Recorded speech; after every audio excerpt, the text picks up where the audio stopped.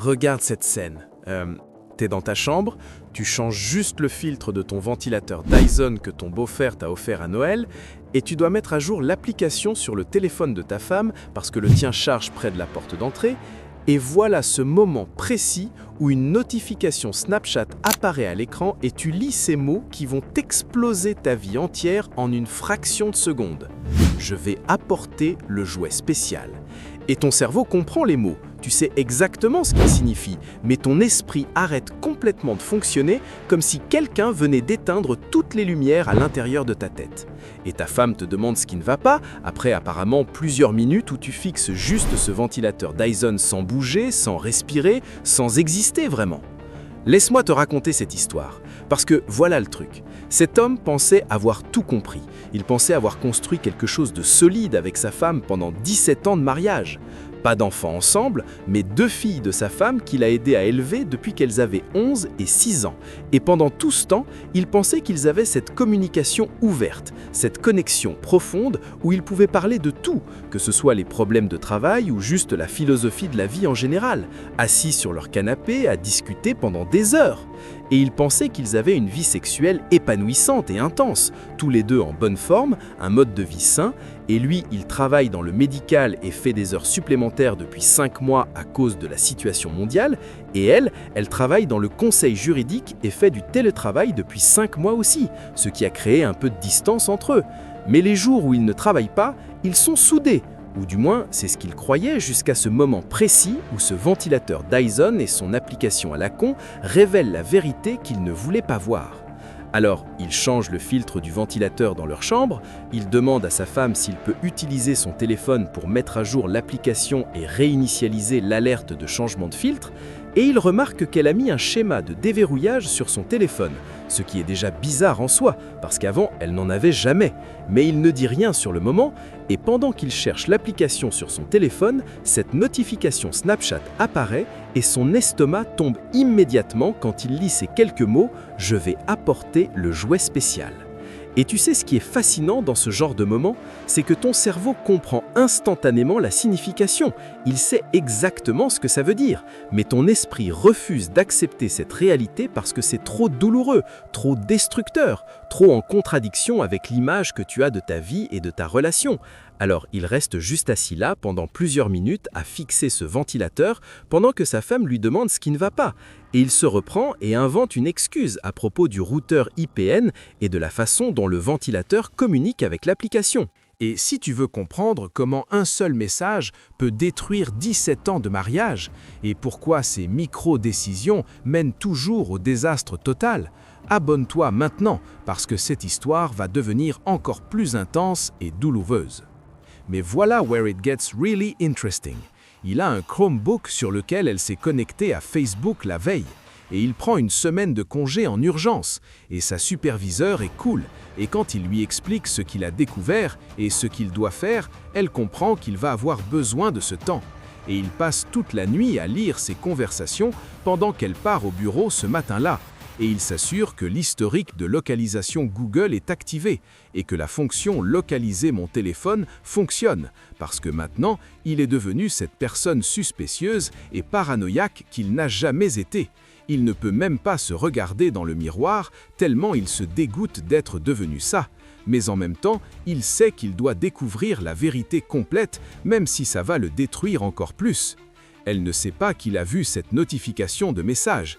Il se connecte au système de messagerie que Verizon utilise et se connecte sous son numéro à elle, avec son nom à lui. Et il y a au moins 15 000 messages qui remontent à février de l'année dernière. Des messages, des mèmes, des photos coquines et quelques photos vraiment explicites aussi. Et elle a arrêté de lui envoyer de textos de cette façon il y a environ 3 mois. Pas arrêter de lui envoyer de messages, mais arrêter d'utiliser l'application de messagerie via Verizon. Il suppose qu'ils sont passés à Snapchat parce que c'est discret. Et lui, il n'est sur aucun réseau social de quelque manière que ce soit. Il est complètement ignorant de tout ça. Il vient juste de comprendre qu'on ne peut pas se connecter à Snapchat via Facebook, mais qu'il suffit d'un email et d'un mot de passe. Et elle a utilisé ce Chromebook pour faire ça. Putain, elle l'a utilisé il y a 3 nuits. allongée dans le lit à côté de lui, en lui frottant le dos pendant qu'il s'endormait. Elle lui envoyait des messages et des textos, allongée juste à côté de lui, comme si de rien n'était. C'est un homme plus jeune du travail. Il est marié et a 3 jeunes enfants. Lui et sa femme ont Facebook. Il l'a rencontrée 2 fois, lui a serré la main et maintenant il est complètement perdu à nouveau et erre dans cette maison qu'il a construite sur mesure pour elle pendant des heures. Et il ne ressent presque rien. Et ce peu qu'il arrive à traiter, c'est juste une rage blanche et brûlante qui consume tout sur son passage. Il se connecte sur Snapchat et tout est là, absolument tout. Il appelle son meilleur ami qui a divorcé 3 fois, ne me lance pas sur son incapacité à choisir les bons partenaires, et son ami lui recommande un avocat vicieux. Il prévoit d'enregistrer et de sauvegarder tout. Il y a des photos d'eux ensemble. Il est sûr que son téléphone à elle, ou le sien à lui, contient des vidéos. Et il veut désespérément que ce soit un mauvais rêve dont il va se réveiller d'un moment à l'autre. Elle a dit des choses terribles sur lui à cet homme. Elle lui a révélé ses insécurités les plus profondes. Elle lui a dit « je t'aime ». Et ils n'ont fait aucun plan à long terme, donc ça ressemble à une relation purement sexuelle, ce qui, d'une certaine manière, rend les choses un peu meilleures, mais aussi tellement pire, parce qu'elle est littéralement en train de jeter leur vie à la poubelle pour ça, pour une aventure sans avenir, pour quelques orgasmes avec un type marié qui ne quittera jamais sa femme. Et elle sait que la tromperie est un deal-breaker absolu pour lui. Elle le sait depuis le début. Ils en ont parlé clairement au début de leur relation. C'était une ligne rouge qu'on ne franchit jamais. Leur routine habituelle, le jour où elle part pour ses réunions, c'est qu'il l'emmène à l'aéroport et la dépose avec un long au revoir plein d'amour et de tendresse. Mais maintenant, il ne peut même pas penser à ce qu'il doit faire. Son ami lui dit d'imprimer tout et de voir s'il peut récupérer des trucs depuis Snapchat. Mais d'après ce qu'il comprend, il ne peut pas à moins d'avoir son téléphone à elle. Son plan est de voir l'avocat aujourd'hui, payer un montant ridicule pour passer en urgence dans sa file d'attente de rendez-vous, lancer la procédure et espérer avoir un plan d'action de sa part. Il veut vraiment réserver un vol et suivre sa femme jusqu'à l'hôtel où elle se situe et les prendre sur le fait. Il a accès à ses options de réservation d'hôtel et s'est mis comme personne de contact, donc il peut obtenir une clé de chambre sans l'alerter. Il pense qu'il va juste se connecter aux applications de messagerie quand il arrivera en ville et regarder ça se passer en temps réel. S'il pouvait avoir les papiers prêts à temps, il les lui remettrait directement. Mais à la place, il va juste lui remettre les impressions. C'est un PDF de 600 pages de leur trahison documentée page après page. Et la femme de l'amant a accepté sa demande d'amis sur Facebook. Il hésite à tout envoyer maintenant, mais il ne veut pas perdre d'aucun avantage stratégique dans cette guerre qu'il n'a pas choisie. Il va prendre l'avion lundi après-midi, se connecter et voir de quoi ils ont parlé. Obtenir une clé de chambre pour la chambre de sa femme et déposer le paquet dans la chambre avec son alliance. Il va s'asseoir au bar et regarder son téléphone exploser de messages et d'appels paniqués. Il va appeler l'amant et lui dire de le rejoindre dans le lobby ou au bar et d'amener sa femme avec lui, puis lui dire qu'un paquet similaire a été envoyé par courrier certifié à son adresse personnelle, à sa femme à lui, et un message Facebook qu'il prévoit d'envoyer au moment où il lui dira ça en face. Et il sait que ça semble mesquin et faible. Il veut hurler et crier de rage, mais il se sent impuissant.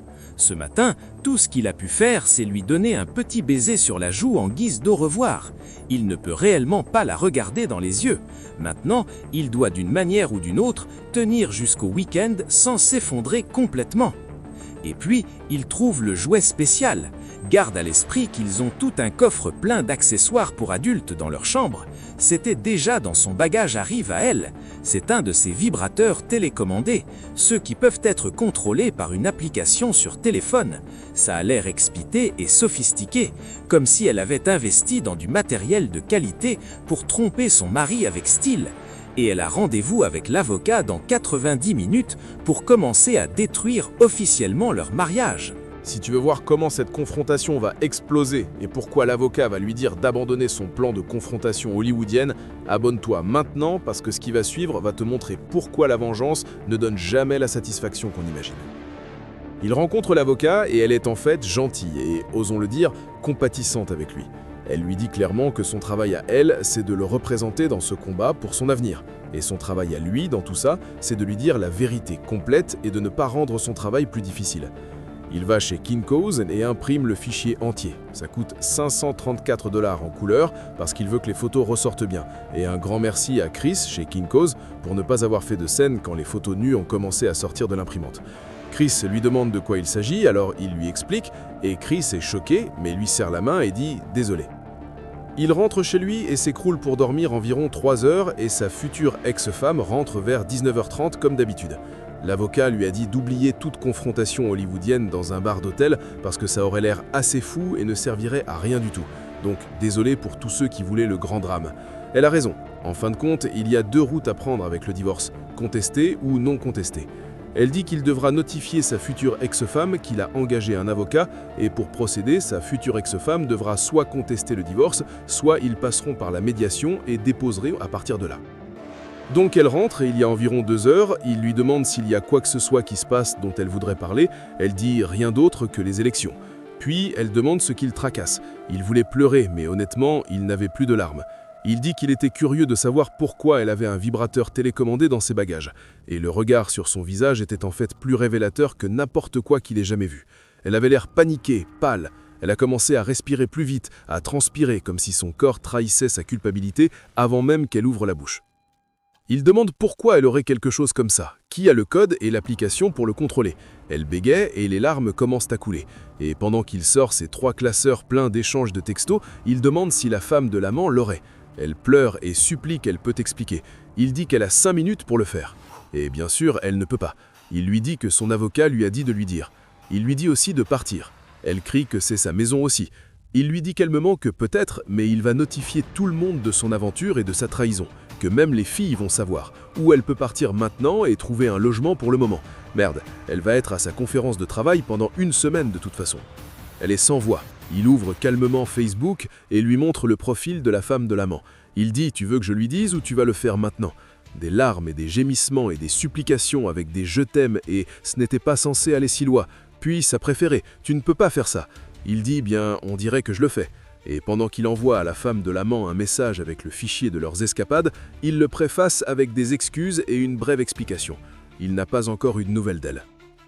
Il feuillette les piles de papier et commence à lire des extraits aléatoires à haute voix à sa future ex-femme. « Je souhaite juste qu'on puisse passer la journée attachés l'un à l'autre, juste toi en moi. Tu te sens tellement plus intense que n'importe quelle autre femme avec qui j'ai été. » Elle pleure toujours et demande de parler d'eux. Elle dit que leur mariage peut résister à son erreur. Il lui dit qu'il ne le pardonnera jamais, que sa parole ne vaut plus rien et qu'elle a jeté à la poubelle les 17 dernières années. Il envisage toujours de tout dire au RH de son entreprise et il va dire à tout le monde sa décision de mettre fin à leur mariage en trichant. Il se sent vraiment mal de ne pas pouvoir répondre à tous les messages privés et réponses qu'il reçoit. Il a un rendez-vous de thérapie prévu mardi. Il se sent en quelque sorte extrêmement exalté et incroyablement bas en même temps. Il a un peu envie de mourir. La maison est plutôt silencieuse, sauf pour ses pleurs et ses gémissements à elle. Il lui a dit de ne pas revenir après son voyage.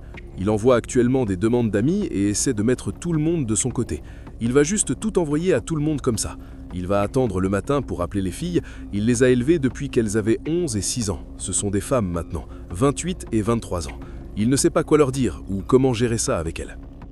Les jours suivants sont un mélange toxique de rage, de douleur, de sexe vengeur et de vide émotionnel. Il lit les 600 pages de trahison par ordre chronologique. Il écoute de la musique de rupture à volume inconfortable pour qu'elle ne puisse pas lui parler. Elle approche à nouveau et cette fois elle est presque indignée, demandant quel but servait de notifier la femme de l'amant. Et il la fixe pendant ce qui semble un temps inapproprié, complètement abasourdi.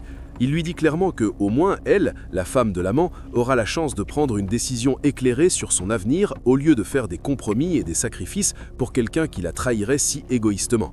Il apprend que son message à la femme de l'amant a été reçu et les choses ne vont pas bien pour lui. Elle s'assied sur le canapé et commence à pleurer et gémir. Il lui dit qu'il n'a plus de larmes et plus proprement qu'il est tellement engourdi qu'il fera ça plus tard, quand il aura fini de faire ce qui doit être fait. Elle demande timidement, toute indignation et bravade disparue de sa voix, ce qu'il a d'autre à faire. Il lui dit « ruiner ta vie et te donner la douleur que j'ai maintenant ».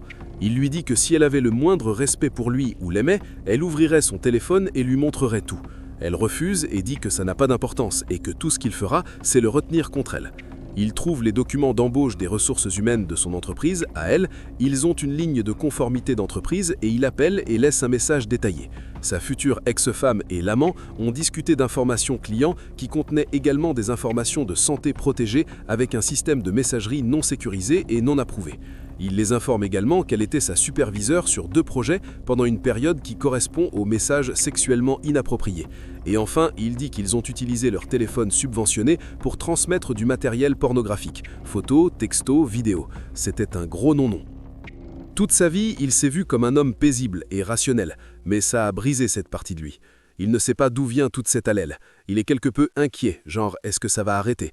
Il sait qu'à long terme, pour surmonter ça, il devra accepter ses excuses et lui pardonner ses erreurs. Il ne sait juste pas s'il en est capable, et ça l'inquiète. Ce soir-là, il continue à notifier la famille et amis de la situation et de ses actions à elle. Il appelle un ami médecin et demande une faveur pour un check-up et un test de MST. Son ami a des questions, il répond, ses yeux deviennent lourds vers 18h du soir. Le dimanche, il décide de conduire pour voir les filles. Elles sont à environ 3 heures de route. La plus jeune est encore à l'université pour un autre semestre, peut-être plus longtemps, merci 2020. Il a des sentiments assez extrêmes à leur sujet depuis que tout ça a commencé. Il a formé une relation respectueuse et amicale avec elles, mais pas vraiment paternelle. La plus jeune surtout. Ils sont cordiaux, mais il y a toujours cette ambiance « tu n'es pas mon père » entre eux. La plus jeune pas tellement, mais quand elles sont ensemble, ça devient plus prévalent. Il part de là tôt le dimanche, vers 5h du matin, arrive à leur condo que leur père paie à vers 9h45, il a des croissants et du bon café pour elles. Elles sont immédiatement inquiètes pour leur mère avant qu'ils disent quoi que ce soit. Il leur explique franchement la situation et que leur mère va probablement déménager dans les 6 à 9 mois à venir. Il peut honnêtement dire que c'était mieux de faire et dire ça en personne. Il leur dit tout. Elles sont déçues d'elle, puis il leur dit qu'il n'est pas là pour qu'elles prennent parti, mais qu'elles sont adultes dans une circonstance spéciale dans leur relation. Et si elles décident qu'elles ne veulent pas interagir ou avoir une relation avec lui, c'est ok. Il serait quelque peu déçu, mais aussi relâché. Il leur dit cependant que leur relation ou leur absence ne devrait pas interférer avec leurs grands-parents, ses parents à lui. Elles acceptent toutes les deux qu'elles aimeraient définitivement garder contact avec leurs grands-parents. Il part de là vers 11h et rentre chez lui. Il s'arrête chez son meilleur ami et pleure un peu. Il a essentiellement aidé à les élever du mieux qu'il pouvait. Leur père était absent la plupart de leur enfance et a fondé une autre famille à 6 heures de route. Son meilleur ami décide qu'il a assez bu ces 72 dernières heures et qu'il a besoin de sommeil. Il s'écroule chez lui cette nuit-là. Il avait remarqué que sa future ex-femme avait explosé son téléphone après qu'il est parti de chez les filles. Bien, tant pis, il était trop épuisé et dans un endroit trop noir pour s'en soucier. Le lundi, il arrive chez lui vers 8h et remarque que sa Porsche est toujours là. Il pense un moment qu'elle a pris un Uber ou un Waze pour l'aéroport. Non, elle ne l'a pas fait. Elle était debout et avait préparé le petit déjeuner. Elle lui demande de s'asseoir et manger avec elle. Il le fait. Elle demande comment c'était, il lui dit comme de l'électricité statique. Il lui dit qu'il a eu du mal à goûter et ressentir autre chose que de l'amertume et de la colère pendant les 5 derniers jours. Elle avait appelé malade au travail et n'était pas partie pour sa réunion trimestrielle. Elle a essayé de commencer à parler de combien elle était inquiète pour lui et qu'elle l'aimait tellement. Elle avait reçu un appel de son aîné hier vers midi et elles étaient profondément perturbées par son comportement. Il a ri, et pendant qu'il le faisait, il a réalisé que ce n'était pas un rire drôle, ça avait une sorte de sensation maniaque et l'a pris au dépourvu. Il a dit « Oh, tu m'aimes tellement, tu as eu une aventure d'1 an et demi dans mon dos, tu m'aimes tellement que tu baises un autre homme marié, tu m'aimes tellement que tu as pissé sur presque la moitié de ma vie. » Et parce qu'elle ne lui avait jamais donné de raison pour laquelle elle l'avait fait, il lui a dit ça, et que ça rendait les choses tellement pires. Il est allé au bar à alcool et a sorti la bouteille. C'était un Glenfiddich de 18 ans que son grand-père leur avait acheté quand ils se sont mariés. C'était leur tradition d'en prendre une petite gorgée la nuit de leur anniversaire et de se rappeler que les choses s'améliorent avec le temps et la patience. Il a descendu le reste d'un coup. C'était environ 1/3 de la bouteille qui restait. Il a dit « désolé de ne pas lui en avoir offert parce qu'elle ne le méritait pas ». Il est allé dans la chambre et a commencé à arracher tous les cadres photos du mur qui les avaient eux ou elle dedans. Il les a placés sur la table de la cuisine, elle était partie. Son avocat, ou plutôt son parajuriste, a appelé pour le notifier que la requête en divorce était prête et qu'il devait la signer avant qu'elle puisse être déposée et que sa future ex-femme serait notifiée dans les 10 jours ouvrables. Il l'a lu rapidement pendant qu'il était assez bourré de scotch premium, a signé électroniquement et appuyé sur « Envoyer ». Il a aussi reçu un message de la femme de l'amant. Elle l'a remercié à contre-cœur pour cette révélation horrible mais bonne. Elle a refusé de lui parler, mais voulait lui envoyer un message pour lui dire. Elle a trouvé des textos et des vidéos avec d'autres femmes en plus de sa future ex-femme. Elle l'a viré et allait voir un avocat bientôt. Ils vivent en Californie et il est foutu. Il a continué à écouter de la musique et à prendre quelques verres de plus. Il s'est endormi vers 16h de l'après-midi. Il l'a entendu rentrer vers 20h du soir. Elle a vu la pile de photos et de choses qui avaient autrefois signifié quelque chose pour eux. Elle a commencé à sangloter et à lui demander de lui parler. Il n'a posé qu'une seule question. Pourquoi ? Elle n'arrêtait pas de dire qu'elle ne savait pas. Il l'a traitée de noms ignobles et a dit qu'elle avait pris tellement de décisions pour en arriver juste au premier texto. C'est elle qui l'a commencé. Il avait la langue assez déliée à cause de l'alcool. Il a ri d'elle et a commencé à enlever ses vêtements et a dit « Tu as jeté ça » en pointant son corps. Il mesure 1,93 m et pèse 90 kg. Jusqu'à la semaine dernière, il faisait encore du jogging et soulevait des poids 4 fois par semaine, pour un type bedogno avec une petite bite qui n'allait rien faire pour elle. Il est allé dans sa chambre et a pris une douche. Quand il est sorti, elle était dans le lit, nue. Elle avait allumé des bougies et l'a supplié de la prendre. Il a allumé sa caméra et lui a dit de répéter ce qu'elle avait dit. Il remercie tous ceux qui ont mentionné de faire ça juste au cas où. Pour une raison quelconque, son érection n'a pas fait un bon travail pour la convaincre qu'il n'en voulait pas. Alors il l'a fait. Il n'a pas été gentil. Il l'a mise dans des positions inconfortables et l'a pilonnée. Il lui a dit qu'il voulait de l'anal et qu'il voulait l'entendre le supplier pour ça. Il a tout enregistré. Il a ressenti tellement d'émotions contradictoires après. Il l'aime et il est indifférent. Il la déteste et il ne pense rien d'elle. Il la veut et sent qu'il a besoin d'elle, mais ça lui fait mal de penser à eux maintenant. Ils se sont endormis ensemble. Il s'est réveillé un peu avec la gueule de bois et a eu du mal à se regarder dans le miroir le lendemain. La thérapie était une session de 2h30. À son insu, elle l'avait suivi là-bas et voulait savoir ce qu'il faisait. Il lui a dit qu'il allait chercher de la thérapie pour le traumatisme émotionnel qu'il avait après avoir réalisé qu'il avait jeté la plus grande partie de sa vie sur quelqu'un qui ne pouvait même pas lui donner une raison pour laquelle elle l'avait trompé. Il était un peu bruyant et les yeux larmoyants. Son futur nouveau thérapeute a vu la plupart de l'échange. Il l'a traité de noms ignobles et a dit qu'il souhaitait sa mort. Inutile de dire que sa session était intense. Le thérapeute lui a prescrit des sédatifs et il avait un autre rendez-vous plus court prévu jeudi. Ils ont discuté de sa colère et de sa trahison, de son émasculation, de sa peur de l'avenir. Il a expliqué qu'il était terrifié de l'inconnu. La semaine dernière, il se sentait comme un homme complet. Il avait une vision et des objectifs. Il avait aussi une partenaire pour gérer tous les problèmes et obstacles. Maintenant, il est un navire sans gouverne ni mât. Il ne ressent aucun sens de direction ou de pouvoir ou de moyen de s'éloigner de ça. Le thérapeute a commencé à expliquer le pourquoi qu'il voulait te connaître. Ce n'est pas une seule question, c'est une série de questions qui est assez intéressante. Il suppose qu'on peut l'appliquer à n'importe quel comportement dont on veut expliquer la motivation derrière. Il a dit qu'au lieu de ça, il devrait calmement demander à sa future ex-femme ce qui en elle lui a donné la permission de lui faire ça. Il y en avait d'autres pour faire un suivi, mais c'est ce qui ressortait le plus. Il lui a parlé du sexe. Le thérapeute a recommandé qu'il établisse des règles de base explicites concernant leurs relations physiques.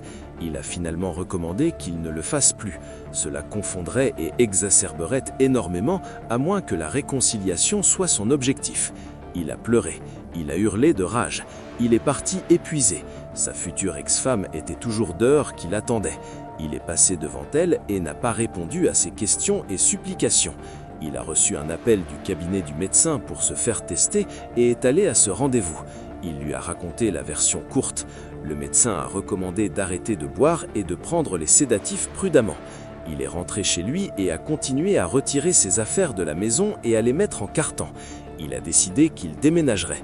Il a appelé le travail et demandé une réunion en face à face. La pensée de travailler ou de se concentrer sur des questions légitimes de vie ou de mort n'est pas possible dans son état d'esprit actuel. Il s'est rendu au bâtiment administratif de l'hôpital, a rencontré l'équipe et a formellement donné sa démission de 6 semaines.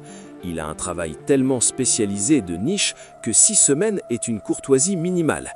Il l'a dit succinctement que les actions de sa future ex-femme avaient causé une vie familiale stressante et qu'il serait un préjudice pour les patients, l'équipe et lui-même s'il continuait à rester dans cette région. Il a décidé de déménager loin, très loin. Il est rentré chez lui après avoir acheté quelques courses. Cela fait environ 1 semaine qu'il n'a eu plus qu'une bouchée de nourriture et a existé sur l'alcool et pas grand-chose d'autre. Il a pris les conseils de son thérapeute et de son ami médecin et a décidé de faire de la nourriture et d'arrêter de boire. Elle était à la maison, assise dans le salon obscurci en train de boire du vin. Elle avait organisé les photos et les regardait. Elle s'était maquillée et portait une robe de soirée. Elle avait beaucoup pleuré. Son maquillage était en mauvais état. Elle s'est levée et a essayé de l'accueillir. Il l'a gentiment repoussée et a fait une production de sortir son téléphone et appuyer sur « Enregistrer ». Elle a recommencé à pleurer. Elle lui a dit que la femme de l'amant l'avait appelée et lui avait dit qu'il avait eu d'autres femmes en plus d'elle. Elle a dit qu'elle était tellement la dupe et que tous les noms désobligeants qu'il lui avait donnés étaient justes. Elle l'a supplié de considérer eux. Il a dit pourquoi s'embêter. Elle n'a pas gagné, elle l'a trahi. Il lui a dit qu'il était désolé que ses mensonges l'aient rattrapé, mais il sentait qu'elle était désolée de s'être fait prendre, pas pleine de remords pour ce qu'elle lui avait fait. Il lui a dit qu'il sentait qu'elle était désolée de devoir recommencer et qu'elle était plus contrariée par ça que de perdre l'amour qu'elle avait pour lui.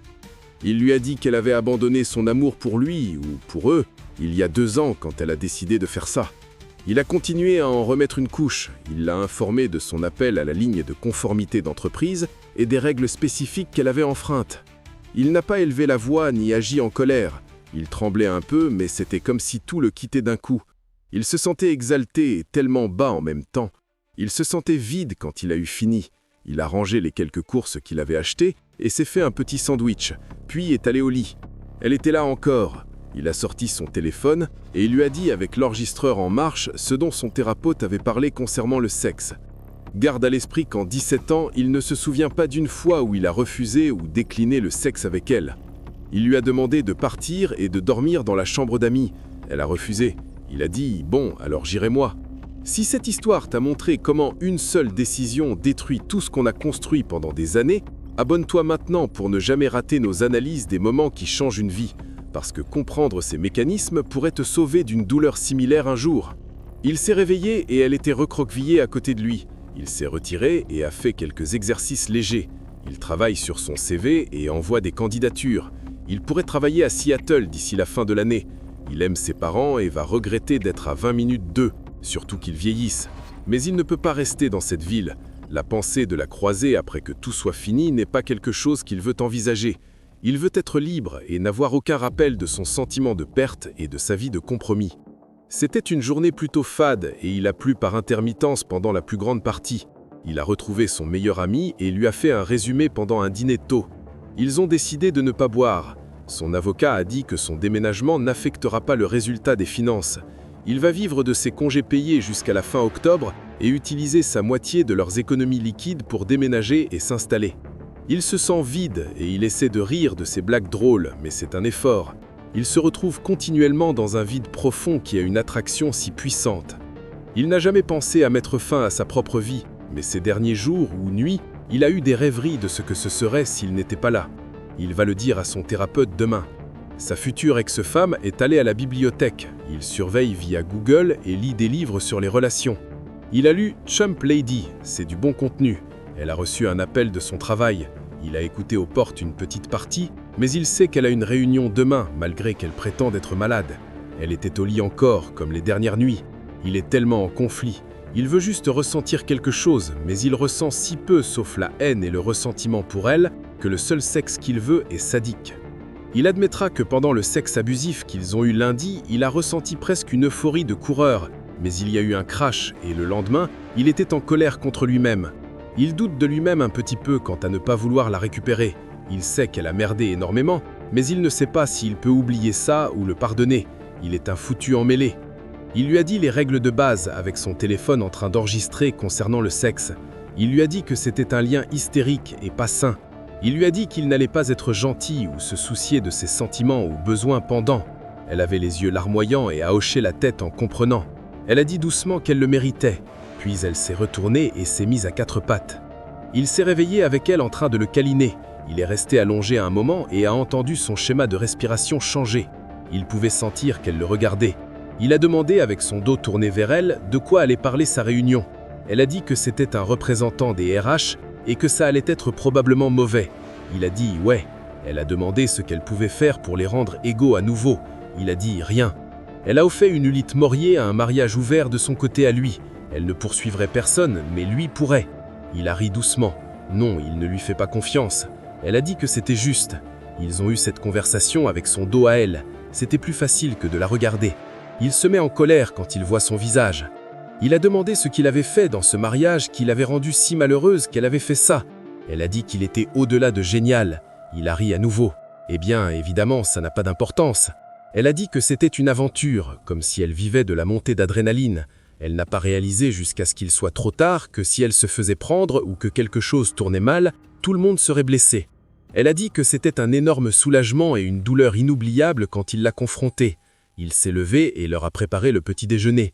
Il est allé chez son thérapeute et lui a raconté son plan avec le travail et avait déjà des réponses à ses candidatures.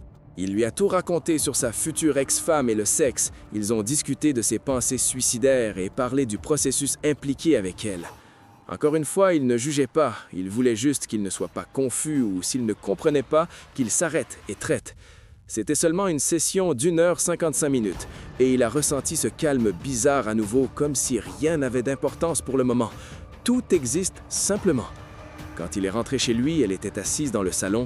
Elle lui a dit qu'elle avait été virée pour violation de protocole avec les informations clients et violation des protocoles de sécurité des données. Il a dit « Bien, c'est dommage ». Il a fait de l'exercice et préparé un bon dîner. Elle l'a rejoint. Ils n'ont pas dit grand-chose. Pendant qu'ils étaient assis dans le salon, elle lui a dit que l'amant avait été viré aussi. Il a dit « Bien ». Elle lui a dit qu'elle n'avait eu aucun contact avec lui depuis 5 jours. Il a demandé pourquoi pas. Ils étaient tous les deux libres maintenant. Elle pouvait s'envoler vers son âme sœur et s'amuser autant qu'il voulait maintenant. Elle a dit qu'il était le seul qu'elle voulait.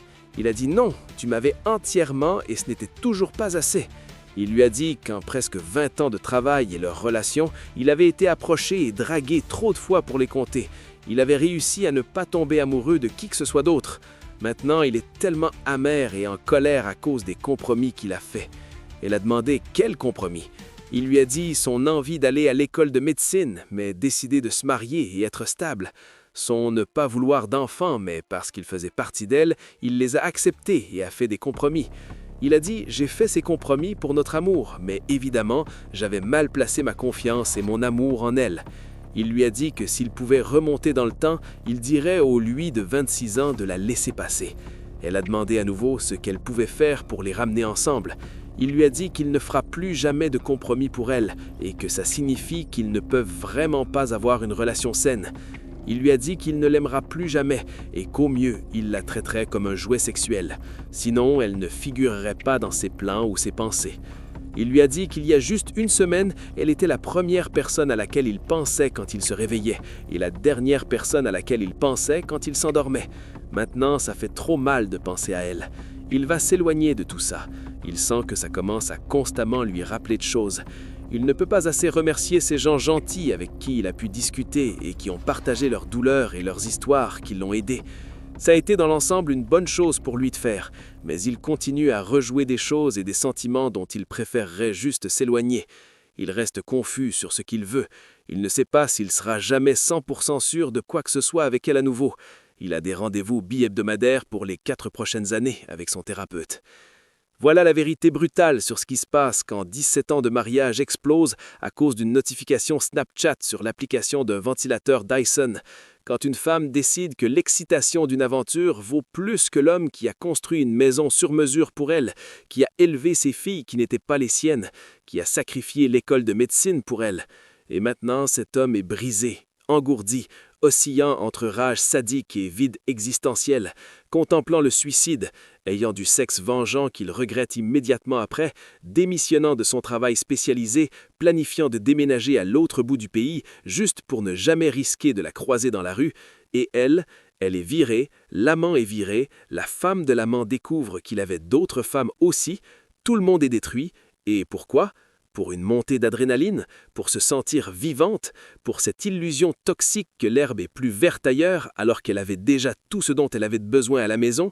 Et maintenant, elle supplie à genoux, elle s'offre comme un jouet sexuel, elle accepte l'humiliation et l'abus parce qu'elle sait qu'elle a tout détruit et qu'il n'y a aucun moyen de revenir en arrière. Certaines décisions sont irrévocables et certaines blessures ne guérissent jamais complètement, même avec tout le temps du monde.